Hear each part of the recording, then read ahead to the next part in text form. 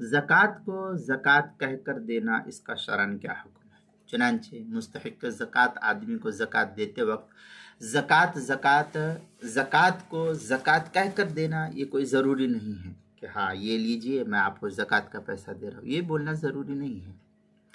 आपने जिस वक्त अपने माल से ज़कात के माल को अलग ही किया है, बस उस वक्त आपने नियत कर ली, ये आपके लिए काफ़ी हो जाएगा। सिर्फ दिल में ज़कात देने की नियत करना या उस रकम को पहले से ज़कात की नियत से अलग कर देना भी ज़रूरी है। बाकी ज़कात देते वक्त ये कह सकते हैं कि ये लीजिए मैं आपके लिए तोहफ़ा लाया हूँ, आपके लिए गिफ्ट लाया हूँ, मैं आपको इनाम दे रहा हूँ, ये ईदी कह करके दे, या ये कहे कि मैं आपकी हेल्प कर रहा हूँ, मैं आपकी मदद कर रहा हूँ, या आपके लिए अतिया है।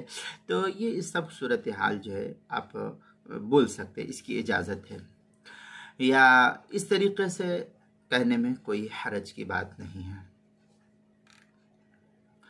या एक सूरत यह है कि ये कहे कि ठीक है आपको मैं ये कर्ज़ देता हूँ, तो उस वक्त ये कर्ज़ कह करके दे दे, बाद में कहे कि मैंने आपको माफ़ किया, मुझे नहीं चाहिए, ठीक है। तो ये भी सूरत हाल उसकी ताउन की बन सकती है। चुनांचे फतवा शामिया में मन आता मिस्कीनन दराहिमा व सम्माहा हिबतुन औ कर्जन व नवज़कात फ़इन्नहा तुजज़िउ।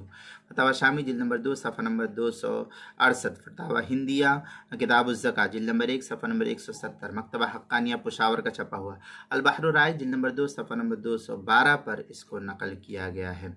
इसी तरीके से ज़कात के मसाइल का इंसाइक्लोपीडिया उसके हरूफ तहजी ज़ा उन्वान है ज़कात को ज़कात कह कर देना, सफ़ा नंबर 213 पर इसको नकल किया गया है।